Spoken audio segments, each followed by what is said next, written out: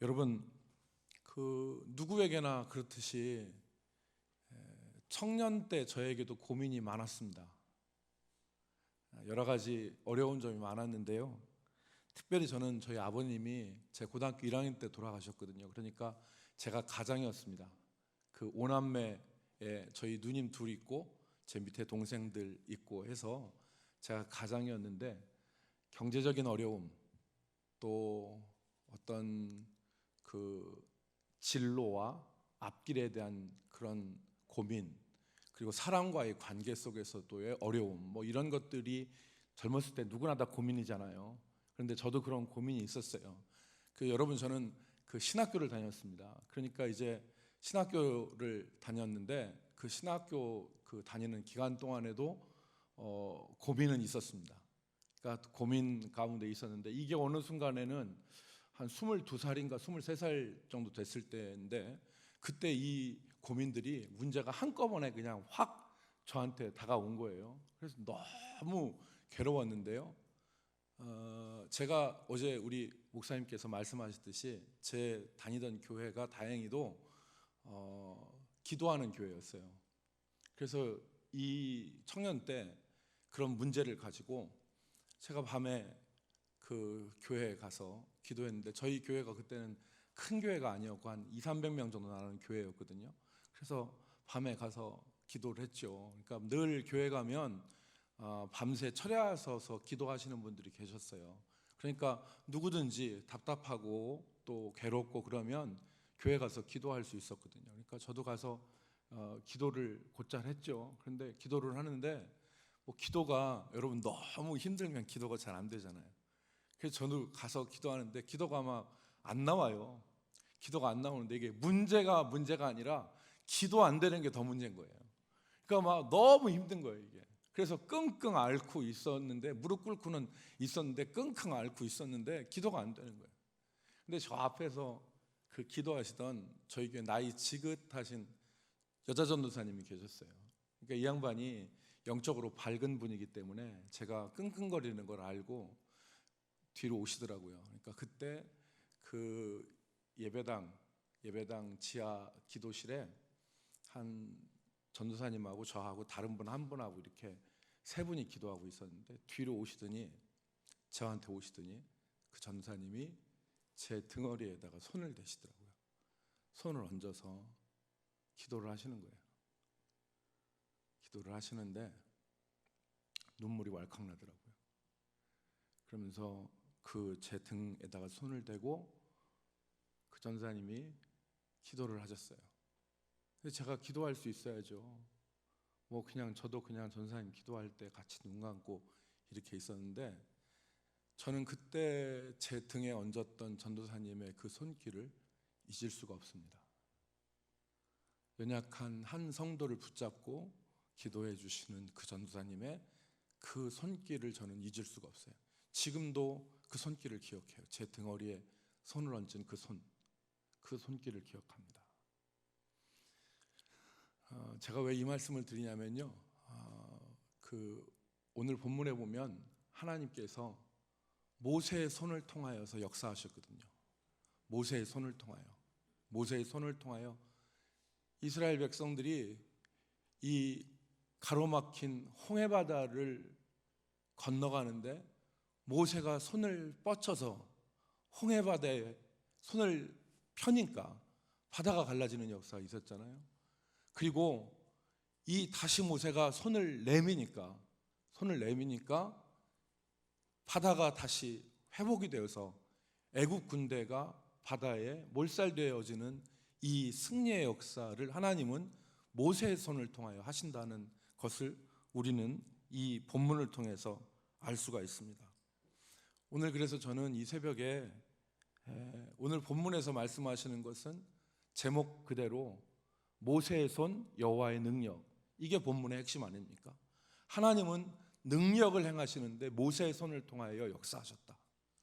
이게 본문의 주된 요지인데, 저는 그래서 오늘 이 새벽에 우리 한우리교회 성도님들과 함께 이 모세의 손에 대해서 같이 생각해 보겠습니다. 첫 번째, 우리가 이 읽은 말씀을 통해서 볼 수 있는 것은 모세의 손은 믿음의 손이었다는 거예요. 믿음의 손. 오늘 모세는 위기 가운데서도 하나님이 행하실 일을 기대하면서 믿음의 손을 내뻗었습니다. 이스라엘 백성들은 애굽 군대가 뒤쫓아오자 두려워하면서 모세를 원망했습니다. 애굽에 매장지가 없어서 우리를 이 광야에서 죽게 만드느냐, 애굽에 매장지가 없느냐, 그러면서 모세를 원망하고 두려워했습니다. 그때 모세는 하나님이 하실 일을 기대했습니다. 오늘 13절 말씀해 보니까 너희는 두려워하지 말고 가만히 서서 여호와께서 오늘 너희를 위하여 행하시는 구원을 보라. 여러분, 다시 한번 이 말씀에 주목하기를 원하는데요, 너희는 두려워하지 말고 가만히 서서 여호와께서 오늘 너희를 위하여 행하시는 구원을 보라. 여기 가만히 서서라는 말은 아무것도 하지 말고라는 말이 아닙니다. 아무것도 하지 말고라는 말이 아니라 견고하게 서서, 흔들리지 말고 확고하게 서서, 그 말입니다.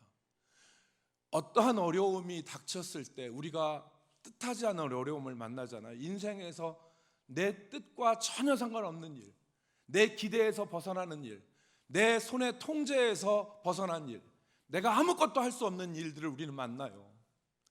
누구나 똑같습니다. 내 통제에서 벗어난 일, 내가 전혀 기대하지 못했던 일, 그런 일들이 우리 인생 가운데 치고 들어올 때 우리가 두려워하죠, 당황하죠, 원망하죠. 그런데 그때 우리가 해야 될 일은 두려워하지 말고 가만히 서서 여호와께서 너희를 위하여 행하시는 일을 보라, 이 말씀을 기억하는 것입니다. 하나님이 일하실 것을 기억하는 것이죠. 모세는 믿음의 사람이었습니다. 히브리서 11장 6절 말씀에 보면 믿음이 없이는 하나님을 기쁘시게 못하나니 하나님께 나아가는 자는 반드시 그가 계신 것과 그가 자기를 찾는 자들에게 상 주시는 이심을 믿어야 할지니 그랬어요. 그러니까 여기서 중요한 건 하나님의 존재와 하나님의 역사죠. 그러니까 하나님께 믿음이 없이는 하나님을 기쁘시게 하지 못하나니 하나님께 나아가는 자는 반드시 그가 계신 것과 하나님의 존재를 믿는 거예요. 하나님의 존재. 믿음 없는 사람은요, 어떤 일이 나면 그 입에서 하나님 소리 안 나옵니다. 절대 안 나옵니다. 신앙생활하고 뭘 한다 하더라도 믿음이 없는 사람은요, 어려움이 닥쳤을 때 하나님 얘기가 입에서 안 나와요. 이거 합시다, 저거 합시다, 이거 합시다, 저거 하자는 얘기는 많이 해도 입에서 하나님 소리가 안 나옵니다. 그런데 믿음의 사람은 입에서 하나님 소리가 나와요. 하나님 도와주세요. 하나님이 하실 거 우리가 생각해보자. 하나님은 어떤 방법으로 역사하실까? 하나님은 어떻게 하실까? 입에서 하나님 소리가 나와요. 왜?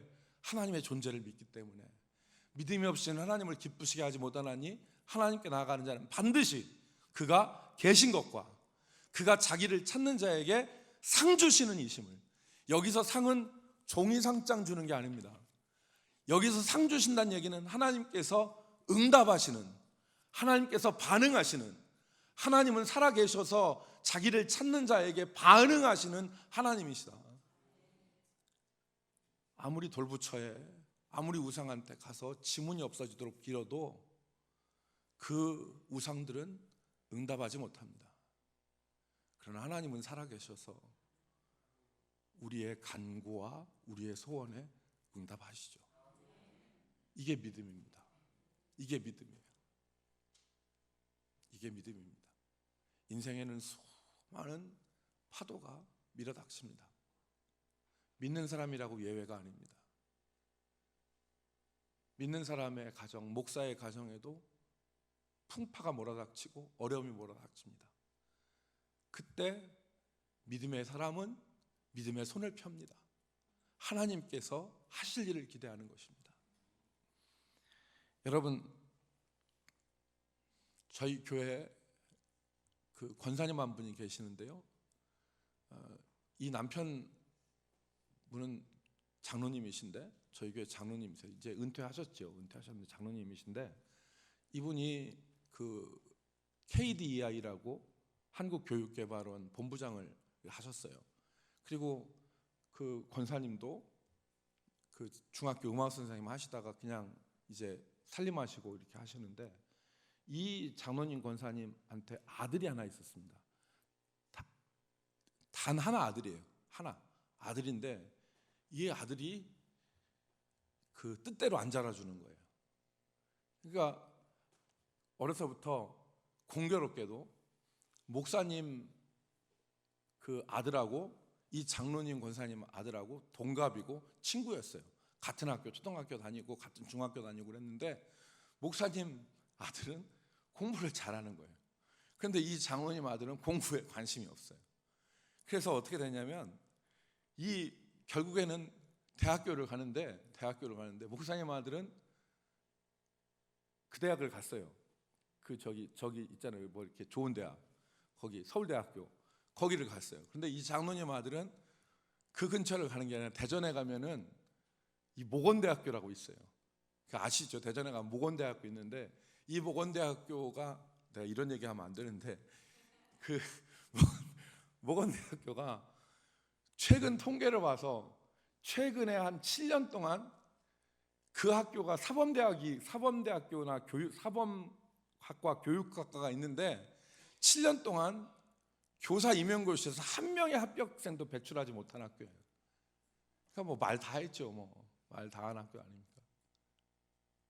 근데 이 감리교 학교인데, 근데 이제 그 학교에 역사 사학과를 들어간 거예요. 얘가 역사에 관심이 있어서 사학과에 간 게 아니에요. 그냥 합격권 내에서 그냥 냈기 때문에 사학과에 간 거예요.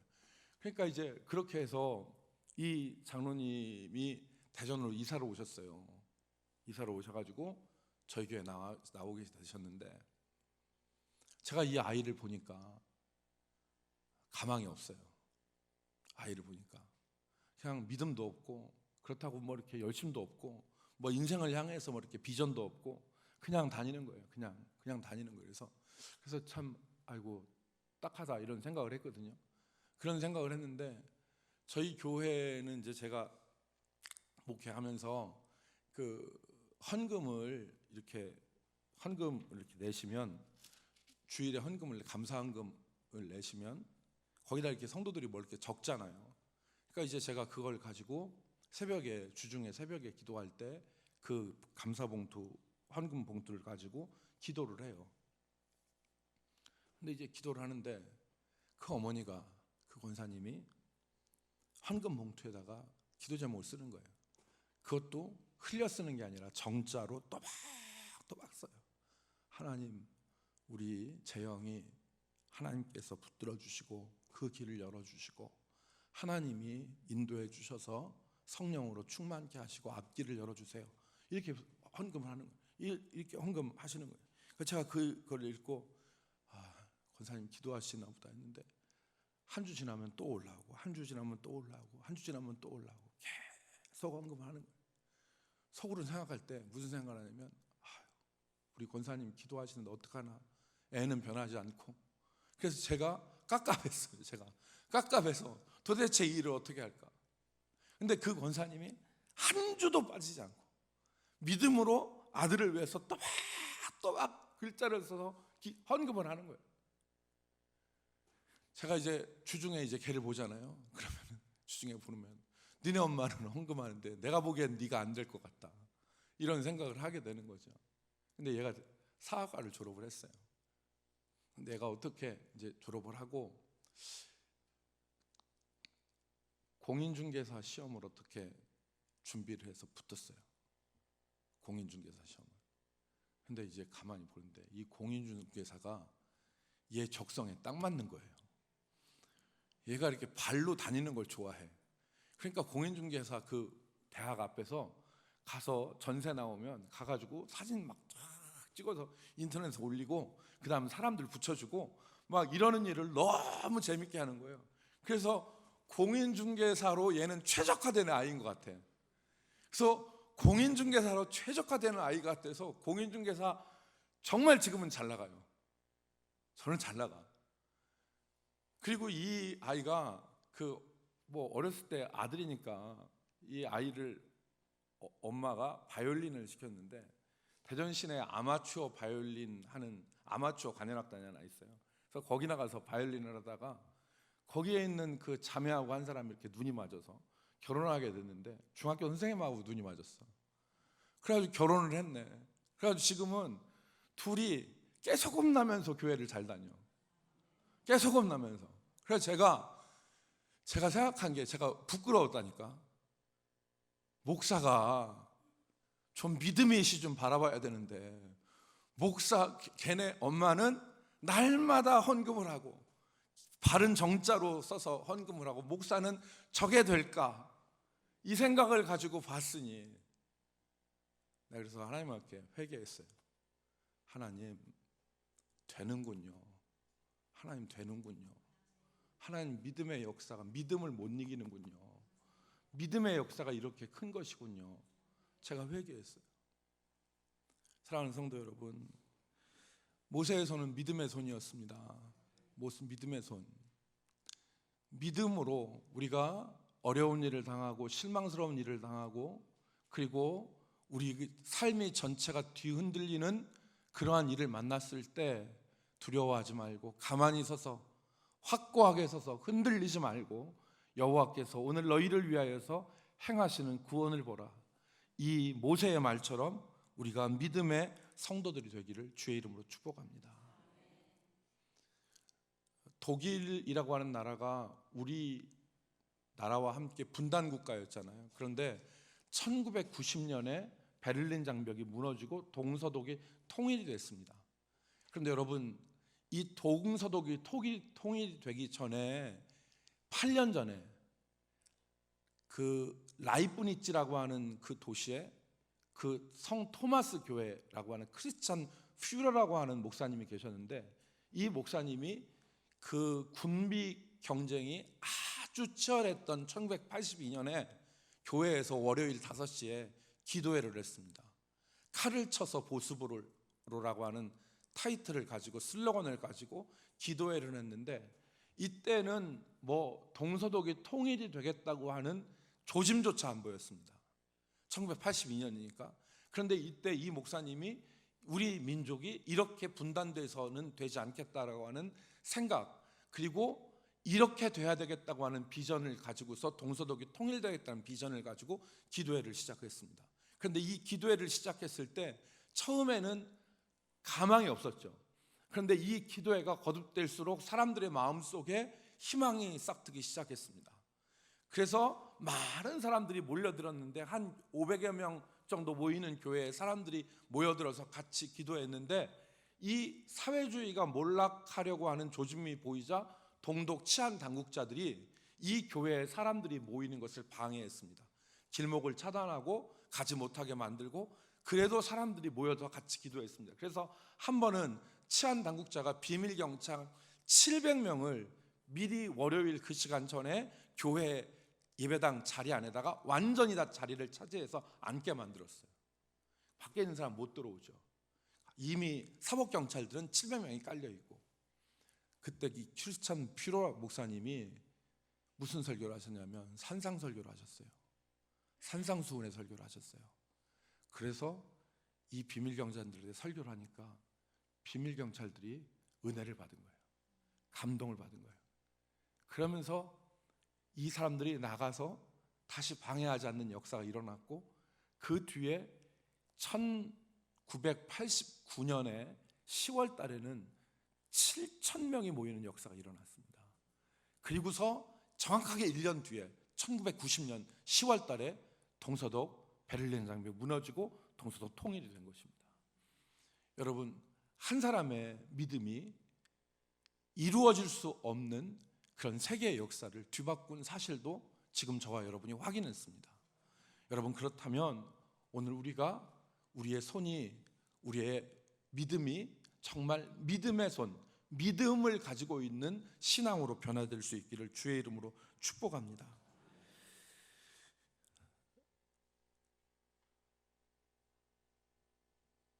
두 번째 우리가 생각할 것은 모세의 손이 기도의 손이었다는 것. 당연한 얘기였지만 모세의 손은 기도의 손이었습니다.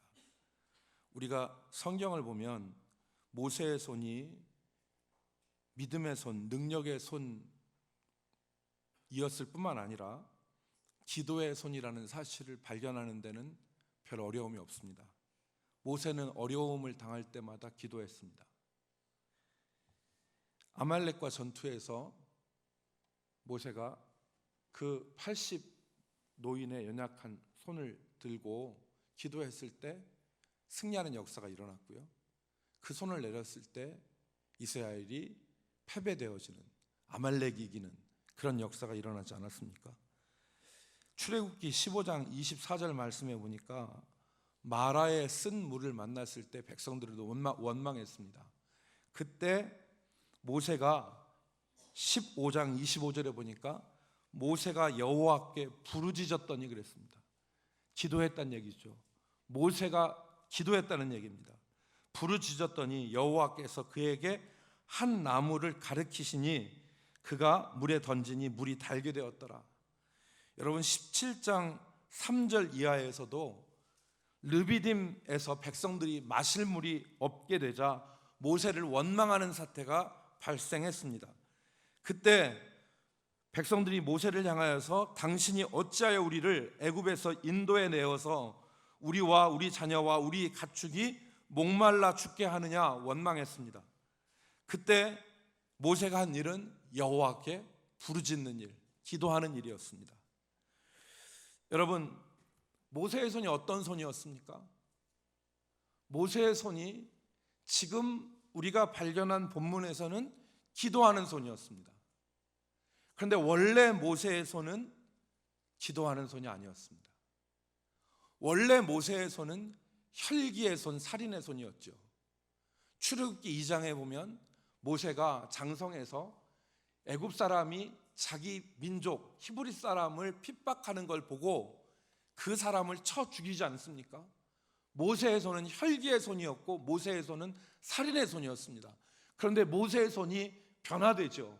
광야에 40년을 지내면서 모세의 손이 변화됩니다. 무슨 손으로? 기도의 손으로. 여러분, 언제 능력이 나타났습니까? 모세가 혈기를 부릴 때 능력이 나타났습니까? 아니면 80 노인의 연약한 손, 정말 소년의 손은 희망이 있고 여인의 손은 아름다움이 있고 젊은 사내의 손은 힘이 있는데 80 노인의 손은 아무것도 볼 게 없지 않습니까? 그 아무것도 볼 것 없는 이 모세의 손, 인간적으로 보면은 아무것도 볼 것이 없습니다. 그렇지만 그 연약한 구비구디 마디마디 다 마디지고 쭈글쭈글해진 그 모세의 손, 그 모세의 손을 모아서 기도하고 거룩한 두 손을 들어서 기도할 때 하나님의 역사는 그때 일어났습니다. 여러분, 이거죠. 인생에서 언제 능력이 나타나느냐? 기도할 때 능력이 나타납니다. 믿음으로 기도할 때. 오늘 한국교회 많은 성도들이 기도를 잃어버립니다. 한국교회 많은 성도들이 믿음을 잃어버렸습니다. 교회를 다니는데 진정한 믿음은 없습니다. 교회를 다니는데 믿음을 잃어버리니까 기도도 잃어버리죠. 기도를 잃어버리니까 능력도 잃어버리는 겁니다. 내일 저녁에는 제가 어떻게 믿음을 회복하는지에 대해서 말씀을 드리겠습니다. 어떻게 우리의 믿음을 회복할 수 있는지를 내일 저녁에 제가 말씀드리겠고, 오늘 우리가 이 아침에 생각할 것은 모세의 손은 기도의 손이었다는 거, 믿음의 손이었고 기도의 손이었다는 거, 그 믿음의 손에서 능력이 나타났다는 겁니다. 여러분, 우리가 혈기를 부리고 우리 손으로 무엇을 한다고 해서 인생을 이렇게 저렇게 다 뒤집고 이렇게 보고 저렇게 보지만 하나님의 능력이 나타나지 않죠. 오늘 우리가 믿음을 회복하고 기도를 회복할 수 있기를 주의 이름으로 축복합니다. 믿음을 회복하고 기도를 회복할 수 있는, 그래서 기도할 때 여러분, 우리의 손은 연약할 수 있습니다. 아무것도 할 수 없는 연약한 손일 수 있지만 이 연약한 손이 믿음을 회복하여 기도하면 하나님의 능력이 우리 삶에서 나타납니다. 오늘 모세의 이 믿음, 하나님께 나아가는 자는 반드시 그가 계신 것과 그가 자기를 찾는 자에게 상 주시는 이심을 믿어야 할지니라고 하는 이 말씀을 부여잡고 오늘 우리가 기도를 회복하길 바랍니다. 믿음을 회복하고, 그래서 우리의 인생에, 우리의 삶의 자리마다 정말 맞닥뜨린 이 문제들을 우리가 하나님 앞에서 믿음으로 하나님이 행하실 일 바라보면서 기도할 수 있는 저와 여러분이 되기를 주의 이름으로 축복합니다.